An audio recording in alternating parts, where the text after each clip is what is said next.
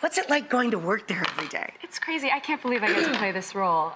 It's something that wasn't totally on my radar, and of course I knew Let It Go, and I knew a lot of the songs from the film, but once I auditioned and started working on the show, I really felt like I learned more about the depth of these characters and just to see how much it touches people's lives, how much the show means to people. I was surprised that you would even take this on because didn't you just have a baby? I did. I have a 2-year-old. So can you imagine having a Broadway hit show, the schedule of that, and trying to raise a baby? Oh, what a little dude. Oh. That's my dude. That's my husband, David, and my son, Isaiah, on the set of Frozen. Oh, yeah. Look at that. Boy, it must be fun if he does get to go to work with Mom, though, because like every kid's wonderland. It's pretty cool. He knows Let It Go. He sings it all the time.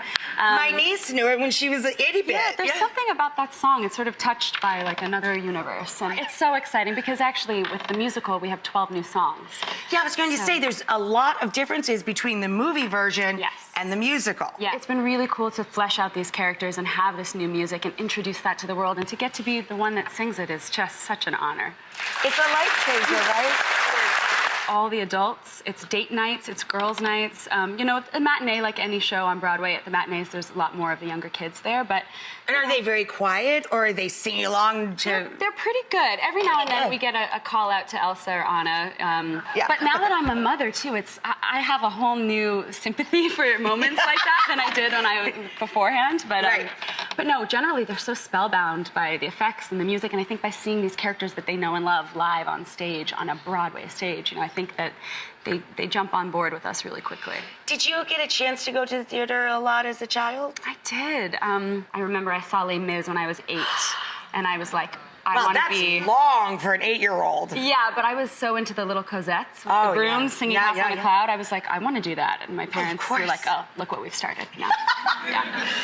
How many costume changes do you guys have in the course of the movie? Gosh, the costumes are pretty extraordinary. Christopher Oram designed them, and we have, I think I've got 5 or 6, including the first time ever that that a Disney princess has been in pants.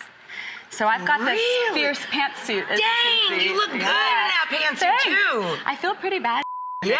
And it's a great moment for Elsa because it's a whole new song that we've added for the Broadway musical called Monster, and Now, does that add a whole other layer of, you know, I would think, endurance and just the physical demands of the show, because not only are you performing, worried about your voice, but you're making 6 costume changes in the course of a show. Totally. And my costumes weigh almost 20 pounds. So, wow! Yeah, it's pretty athletic. And the ensemble, they are geniuses. They are doing Rob Ashford choreography with very heavy coats and garments on and trying to make it look effortless. And it is very effortful, but you know, you get into shape pretty quickly. Yeah, no wonder you look like 6 o'clock.